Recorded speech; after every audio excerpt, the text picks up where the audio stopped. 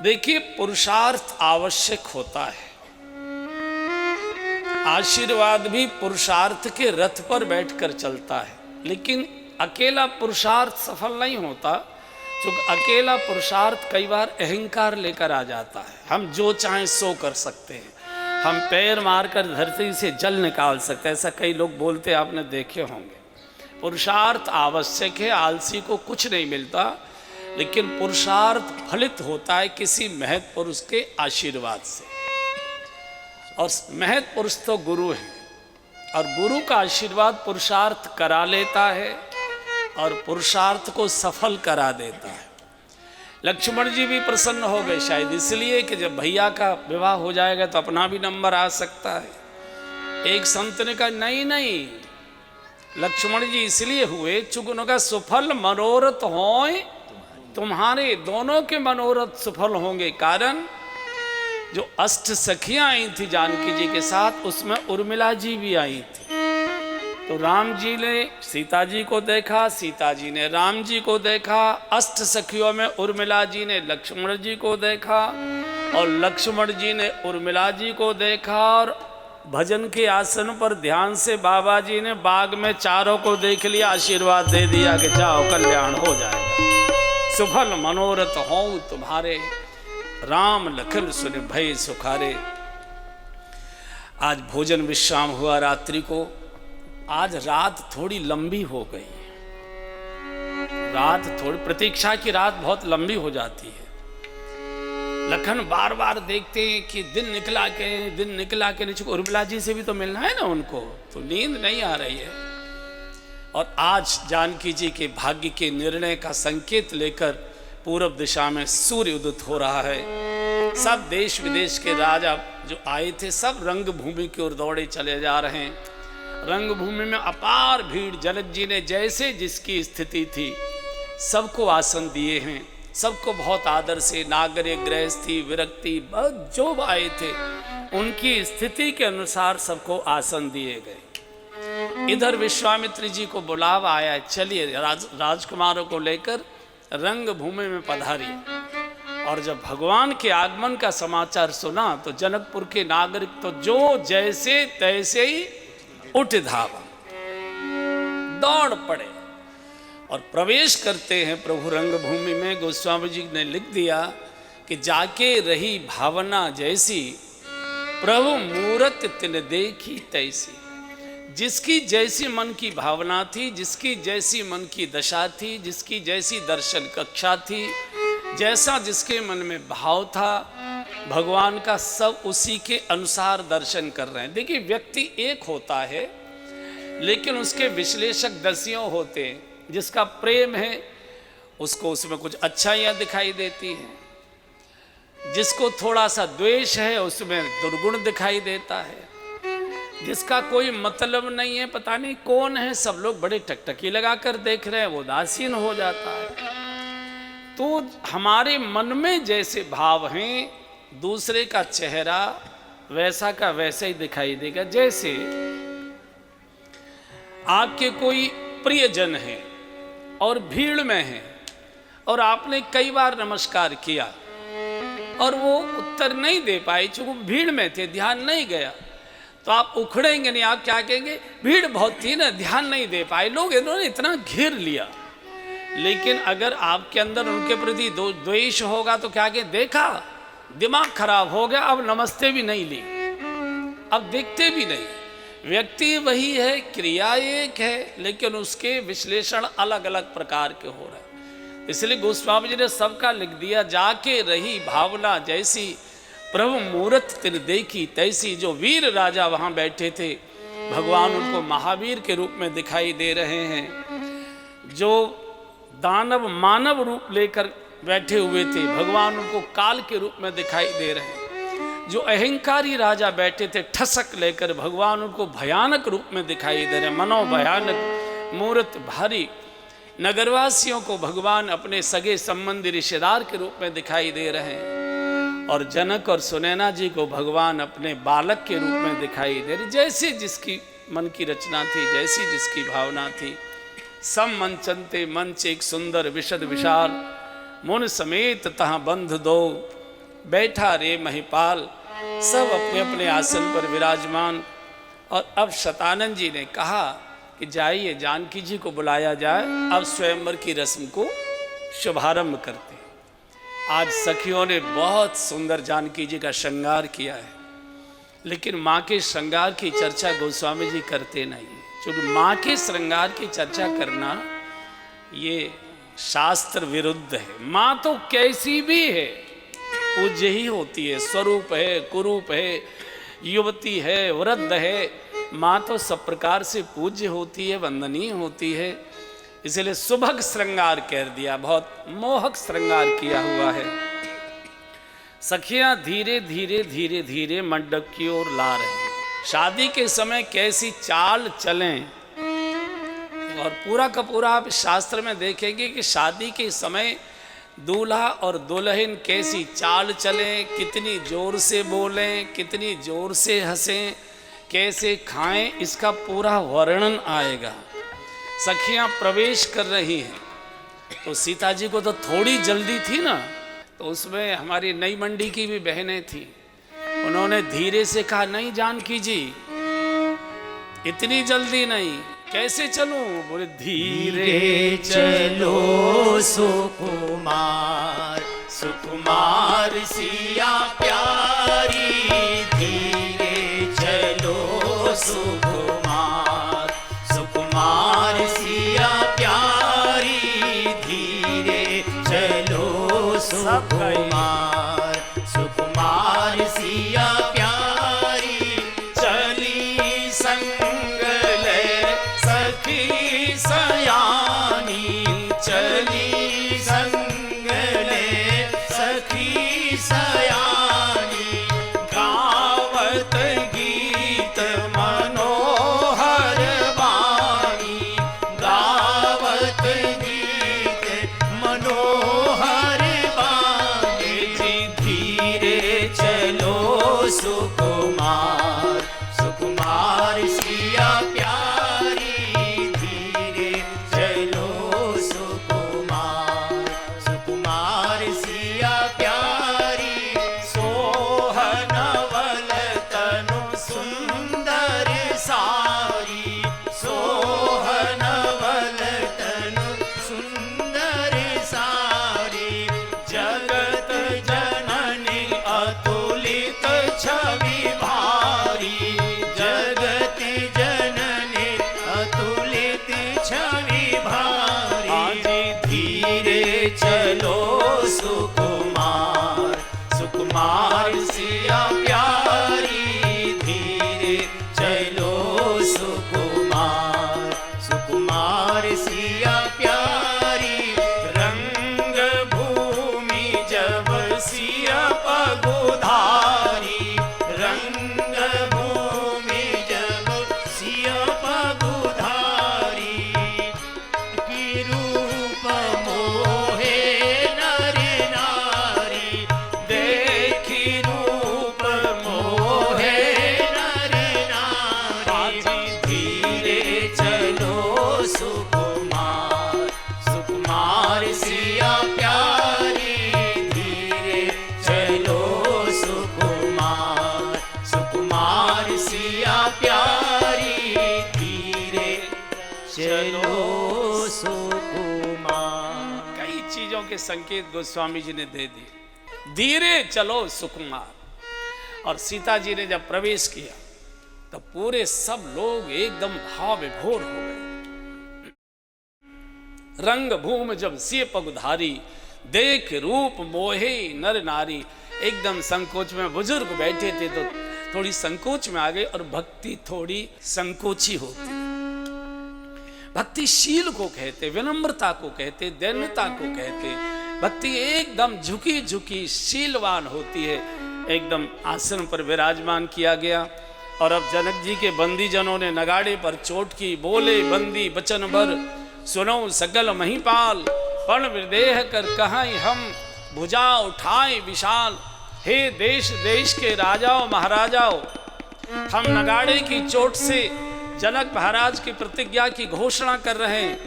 ये जो शंकर जी का धनुष है, ये राहु के समान कठोर है और आपकी भुजाओं की ताकत चंद्रमा के समान है। जो भी राजा इस धनुष को चढ़ाएगा त्रिभुवन में उसकी जय जयकार होगी। और जानकी जी बिना किसी विचार के विनय विचार बरई हटते हट पूर्वक, किस जाति का है, कितनी बड़ी स्टेट का राजा है, कैसा है, कोई विचार नहीं करेंगी, उसका वर्ण करेंगी करो प्रयत्न। शायद प्रकारांतर से बंदी जनों ने भी राजाओं को थोड़ा धमका दिया कि तुम्हारी भुजाओं की ताकत चंद्रमा के समान है, और चंद्रमा स्वयं नहीं चमकता। विज्ञान का सिद्धांत है कि चंद्रमा को चमकने के लिए सूर्य का प्रकाश चाहिए, और कहना चाहते सूर्यवंश का सूर्य भगवान श्री राम के रूप में विराजमान है। तुम काय के लिए उठक बैठक करते हो? लेकिन मूढ़ राजा, कामांध राजा, अहंकारी राजा जनकपुर के बंदी जनों की गूढ़ भाषा को समझ ही नहीं पा रहे, सोच रहे ओहो हमारी तारीफ हो गई, तारीफ हो गई, और अपने अपने देवी देवताओं को मनाने लगे, उठ के दंड बैठक मारने लगे। आपने कभी दंगल नहीं देखे होंगे, दंगल पहलवानों के दंगल होते ना, कुश्ती दंगल, तो जब लड़ने को जाता है तो पहले वो दंड बैठक मारता है, ऐसे ऐसे करता है, अपने मित्र लोगों से हाथ मिलाता है, उससे आशीर्वाद ऐसे करते हैं ना, सब एक दूसरे को करने लगे। तो उन्होंने समझाया काय को पागल हो रहे, चुप बैठो, भगवान राम बैठे वो धनुष तोड़ेंगे, काय को उठक बैठक करे, चुप रहो कायर कमजोर कहीं के हैं। जब दम नहीं था तो आए काय को थे? इन्होंने कहा कायर कमजोर हम नहीं हैं, हम कायर कमजोर नहीं हैं, हम भी आए थे। तो धनुष तोड़कर जानकी जी के साथ विवाह की इच्छा लेकर आए थे। फिर क्या हुआ? डर गए? बोले नहीं, समझ आ गई। जिनके कछ विचार मनमाही ते चाप समीप महीपन जाई।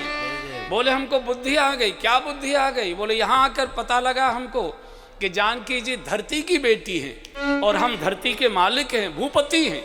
इसका अर्थ हुआ कि जानकी जी हमारी बिटिया हुई। और कोई भी बाप अपनी बेटी से विवाह का विचार भी करे, इससे बड़ा कोई और महापाप हो सकता है क्या? इसलिए हमने तो विचार ही छोड़ दिया। तो बाकी राजाओं ने पूछा अब क्यों बैठे, अब क्यों बैठे, जाओ यहां से। बोले अब हम कन्यादान लेकर जाएंगे, अब हम कन्यादान के लिए बैठे, और हम यहाँ जनकपुर का जल भी नहीं पिएंगे, हम तो बेटी वाले हो गए। लेकिन अहंकारी चले इष्ट देवन सिरनाई, गणेश जी को मनाते हैं, हे विघ्नहर्ता, हे मंगल करता, ये धनुष मुझसे तोड़वा देना, 52 लड्डू का भोग रोज अकेला मैं ही लगा दिया करूंगा, आपको कहीं देखने की जरूरत नहीं। उठाने की कोशिश करता है लेकिन तिल भर भूमि न सकई छुड़ाई, धनुष हिलता नहीं। फिर माथा टेकता है, मन ही मन फिर गणेश जी से प्रार्थना करता है, हे गणेश जी महाराज कोई बात नहीं, आपने मुझसे नहीं तोड़वाया, चलो कोई बात नहीं, मुझे कोई नाराजी नहीं, पर मेरी भी प्रार्थना है आप किसी दूसरे से भी मत तोड़वाना। और जो राजा आ रहा है ये की बात कह रहा है, या तो तोड़ूं तो मैं तोड़ूं, और मैं न तोड़ूं तो कोई नहीं। और यही समाज की सोच की विडंबना है बंधुओं। शुभ कार्य करें तो हम करें, और हम न करें तो कोई और भी न करे। और आपने देखा होगा अच्छे काम का विरोध कभी बुरे लोग नहीं करते, अच्छे काम का विरोध समाज के अच्छे कहे जाने वाले लोग ही करते हैं, क्योंकि अहंकार होता है ये कैसे आगे बढ़ रहा है। और आप देखेंगे चाहे मंदिर बनवाइए, चाहे गौशाला खड़ी करिए, चाहे कोई अन्य क्षेत्र चलाए, कोई अच्छा भी काम करिए, कहीं न कहीं से इतने अड़ंगे लगवा देंगे, इतने अड़ंगे लगवा देंगे कि आप नाक में आपकी दम हो जाएगा। बुरे काम के लिए तो जन कितने लोग मिल जाते हैं। अच्छे काम में प्रारंभ में बहुत बाधा आती है, बाद में जब काम खड़ा हो जाता है तो अनेक लोग सहयोग के रूप में खड़े हो जाते हैं, लेकिन प्रारंभ में बहुत कठिनाई आया करती है। तो सब राजा जब धीरे धीरे धीरे धीरे बैठ के सब नृप भये जोग उपहासी, जैसे बिन विराज सन्यास। सबने कहा यार ऐसे कैसे काम चलेगा, सब मिलकर एक साथ उठाते हैं। और भूप सहस दस एक ही बारा लगे उठावन नयन डारे। जी भूप सहस दस एक ही बारा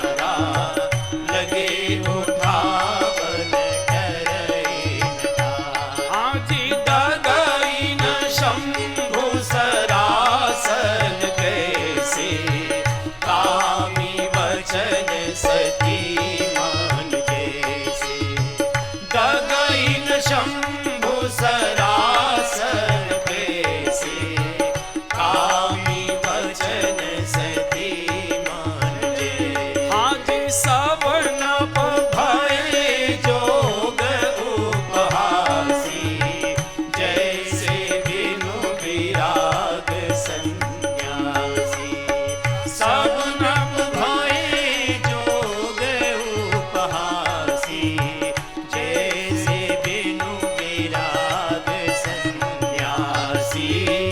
जैसे बिनु विराग सन्यासी। हाजी जैसे बिनु विराग सन्यासी।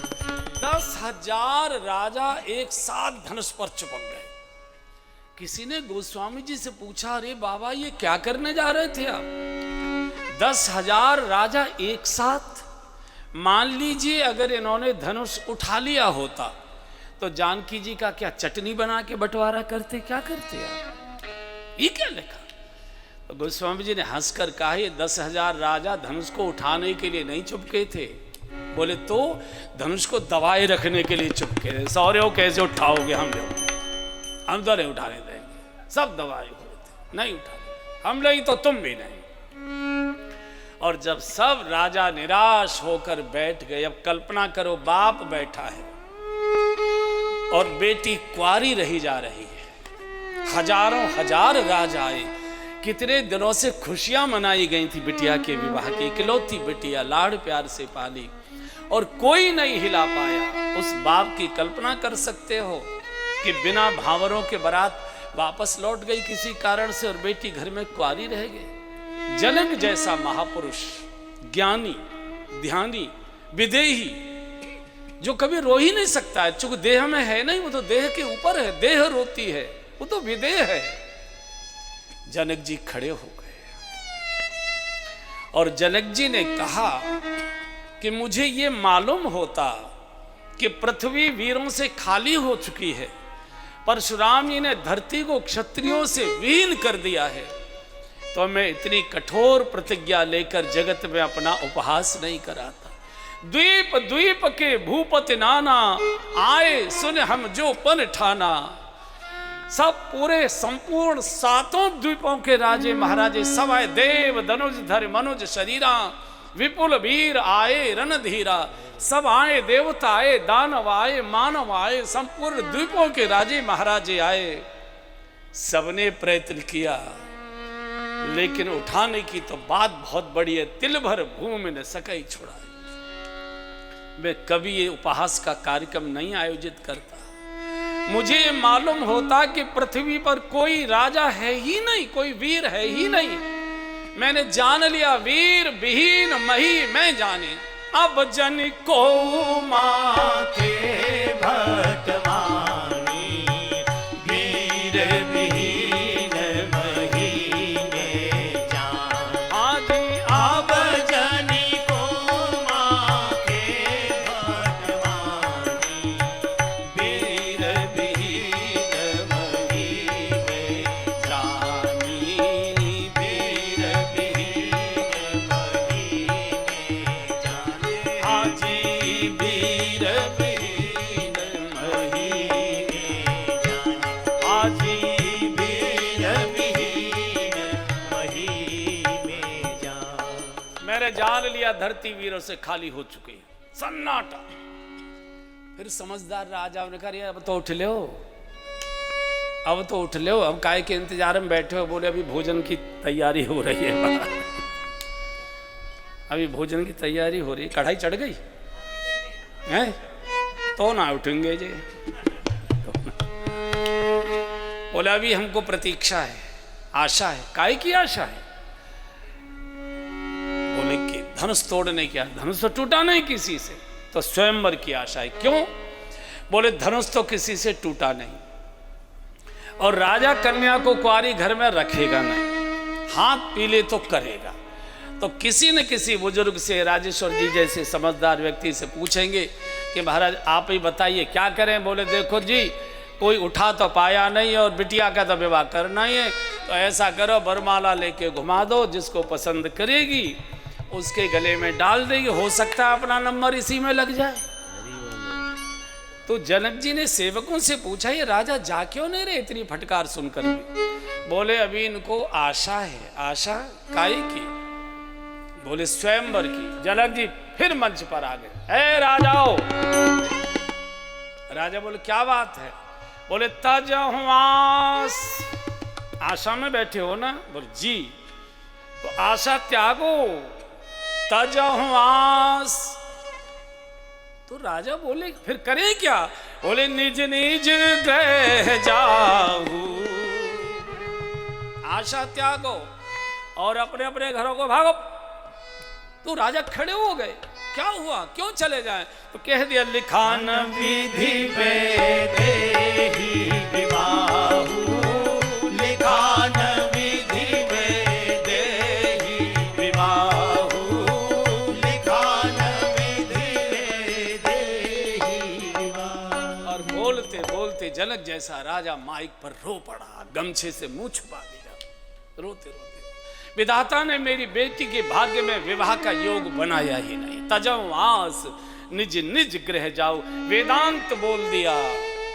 आशा तृष्णा त्यागो, तब भक्ति जीवन में प्रकट होगी।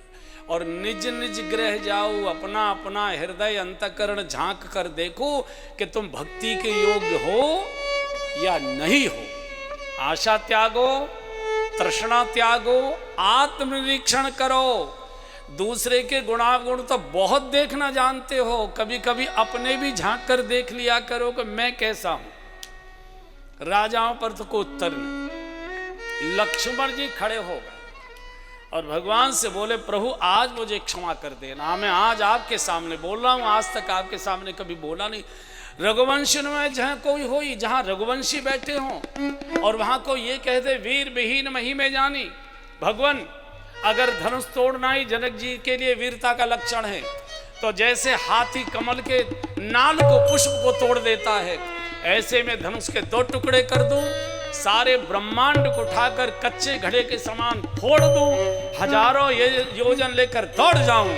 और अगर मैं नहीं कर पाया तो सुमित्रा मां के दूध की कसम खाकर कहता हूं, क्षत्रिय धर्म त्याग दूंगा, भीख मांगकर खा लूंगा, आपको मुंह नहीं दिखाऊंगा।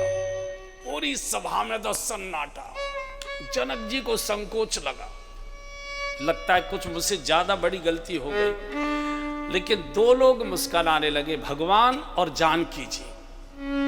जानकी जी भी समझ गई अब जरूर धनुष टूट जाएगा, क्योंकि भगवान तो निष्क्रिय रहते, अकर्ता होते, एक अनीह अरूप अनामा। तो अकर्ता भगवान में भक्ति ही रोके बोके करता भाव पैदा करता है। तो भगवान भी मुस्कुरा रहे, लखन नेक और बोल यार, बहुत अच्छा बोल रहा है, नेक और बोल। तो लक्ष्मण जी ने कहा प्रभु मैं लाल लाल हो रहा हूं और आप कुछ बोल नहीं रहे, मुस्कुरा रहे हैं।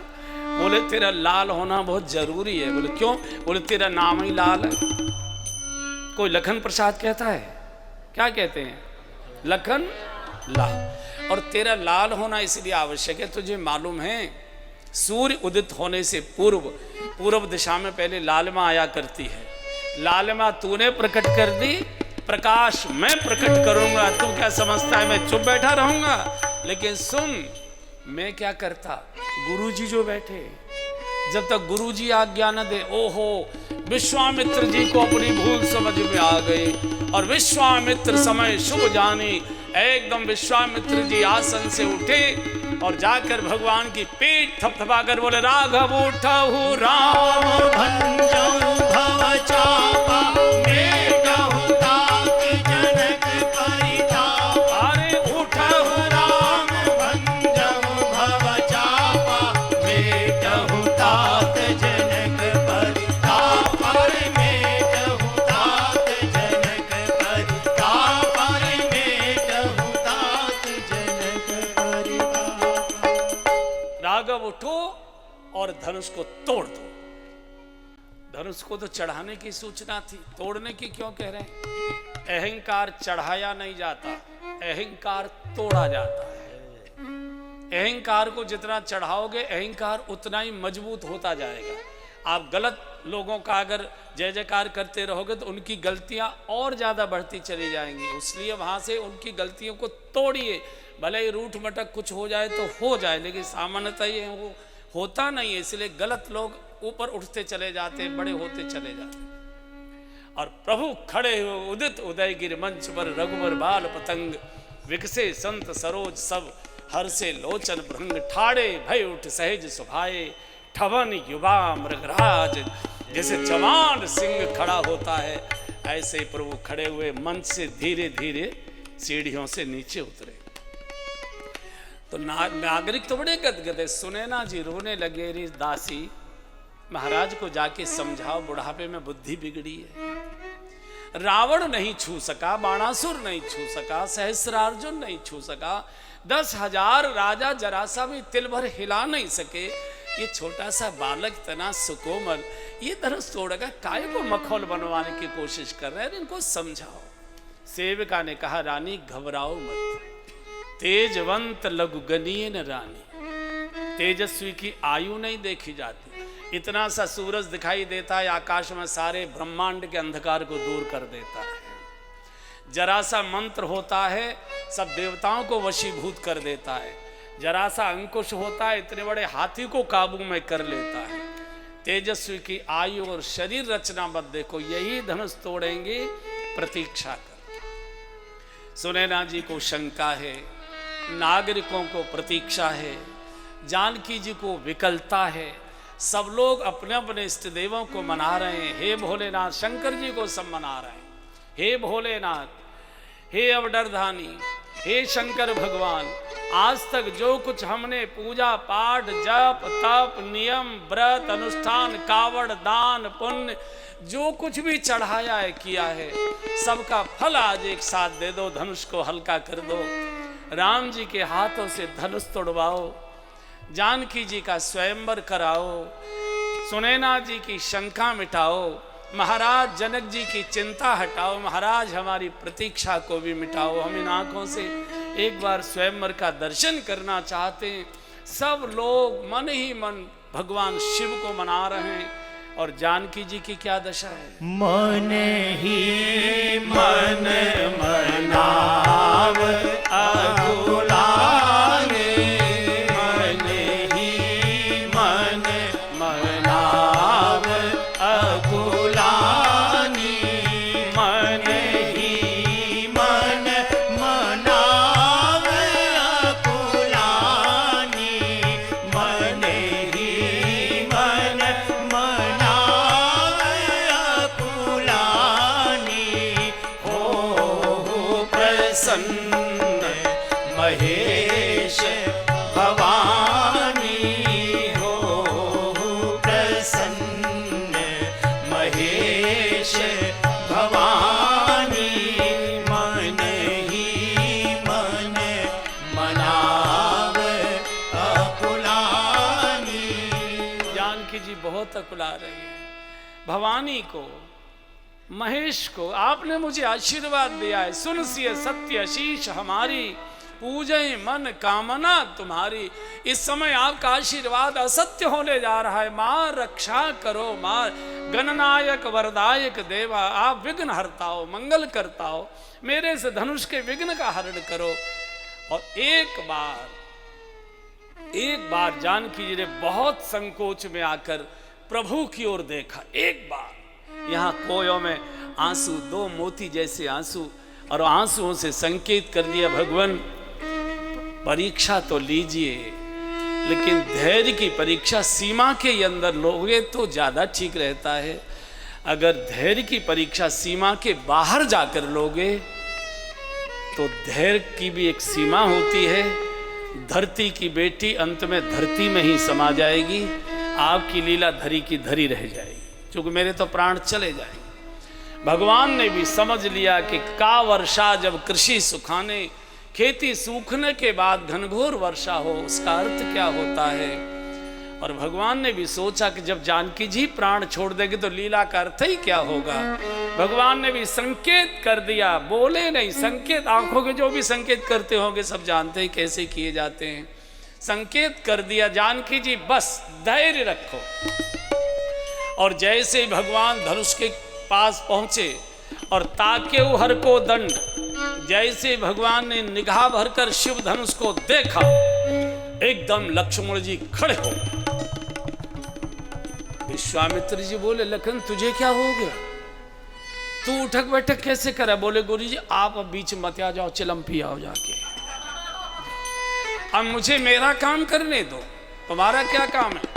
बोले, भगवान ने धनुष को तोड़ने की दृष्टि से देख लिया और भगवान ने निश्चय कर लिया अब ये धनुष टूटेगा, और जब धनुष टूटेगा तो धनुष टूटने पर इतनी भयानक टंकार होगी कि उसकी टंकार से, धनुष के टूटने से भूकंप आ सकता है, धरती हिल सकती है, और धरती हिली तो धरती की बेटी के विवाह में विघ्न हो सकता है। इसलिए मेरी जिम्मेदारी है, मैं शेषनाग का अवतार हूँ, धरती मेरे शीश पर है, इसलिए धरती को टिकाए रखना मेरी जिम्मेदारी है। और उसी समय लक्ष्मण जी ने समस्त दिक्पालों को सावधान किया, ए दिक्पालो सावधान, दिस कुंजरो कमठई कोला, धरऊ धरण धर धीर न डोला, राम चहे शंकर धन तोरा, हो सजग सुन्याय सुमोरा। ए दिक्पालो सावधान, धरती को जबड़ों में जकड़ कर रखो, धरती हिल न जाए। और लक्ष्मण जी ने अपने पैर को, दाहिने चरण को और दबोच दिया। भगवान ने संकेत से पूछ लिया, आंखों से, लखन क्या आज्ञा? बोले, प्रभु पोजीशन ठीक है, लगाओ निशाना, हो गया। और जब तक काल सिग्नल नहीं देता तब तक भगवान में कोई क्रिया नहीं होती। काल ने हरी झंडी दे दी, उसी समय भगवान ने धनुष को 3 बार निगाह भर कर देखा, मन ही मन माता पिता को प्रणाम किया, जनक सुनैना जी को प्रणाम किया, गुरुदेव को प्रणाम किया, शिव पार्वती जी को प्रणाम किया, धरती को प्रणाम किया, धनुष को प्रणाम किया। सारे नागरिकों की धगधगी बढ़ गई, हृदय की गति बढ़ गई, श्वास थम गई, क्या घटना होने वाली है। और देखते ही देखते भगवान ने जैसे ही दाहिने चरण से धनुष को एक ओर से दबोचा और हाथ से धनुष को एक ओर से खींचा, तो कड़ कड़ कड़ कड़ बीच से धनुष टूटा। बोलिए राजा रामचंद्र भगवान की। कई क्षण राम माथ धनु तोरा, भरे भुवन धन घोर कठोरा। कई क्षण राम माथ धनु तोरा, भरे भुवन धन घोर कठोरा। भरे भुवन धन घोर कठोरा, भरे भुवन घोर कठोर। रवि रवि बाज तज मार्ग चले, श्रीकर गज डोर अहिमय। कूल कूल मुकलि मले, सुर असुर मुनि कर कान दीने। सकल विकल विचारहि, ओ दंड खंडे राम। तुलसी जयति वचन उचारे, तुलसी जयति वचन उचार। तुलसी जयति वचन उचार, तुलसी जयति वचन उचार। बोलिए राजा रामचंद्र चंद्र भगवान की जय। प्रभु दो चाप खंड मही डारे, प्रभु दो चाप खंड मही डारे। देखी लोग सब भये सुखारे, देखी लोग सब भये सुखारे। बाजे नभ गह गहे निशाना, बाजे नभ गह गहे निशाना।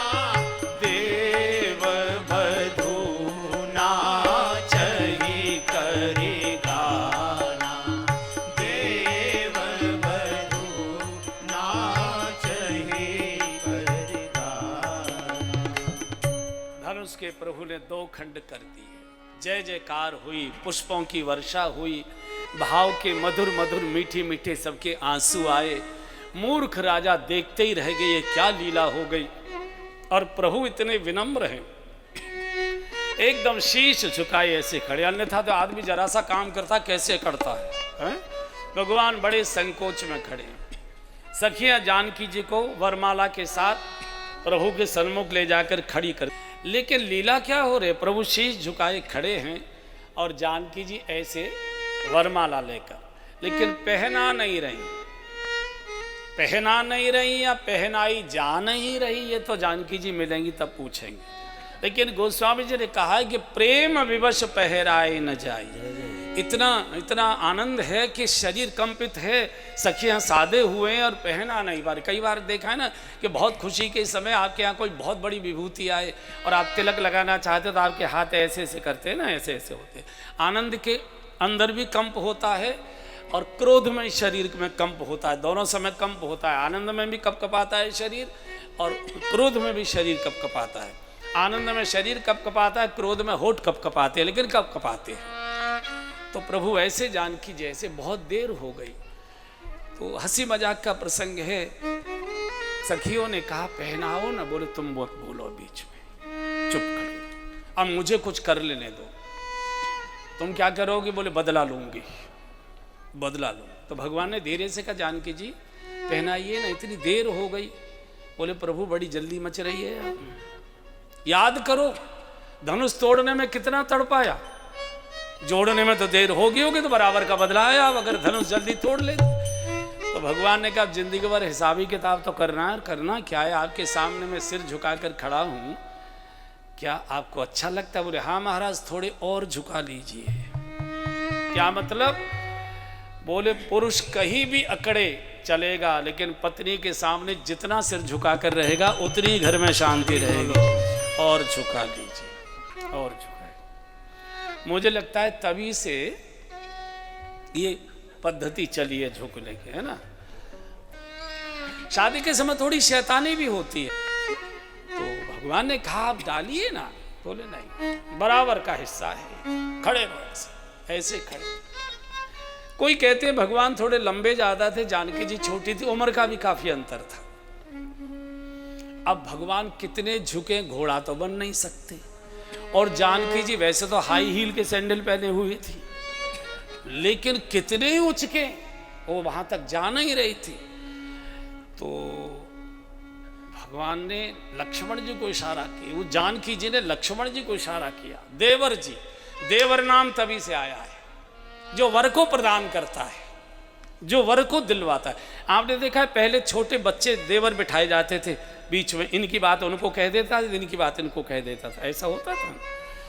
तो सीता जी ने संकेत से कहा तुम हो लखन शेष अवतारा, तुम हो लखन शेष अवतारा, तुम्हारे शीश भूमि कर भारा, तुम्हारे शीश भूमि कर भारा, माई ऊपर तनि देहु उठाई, माई ऊपर तनि देहु उठाई, मैं जय माल सकहु पहिनाई, मैं जय माल सकहु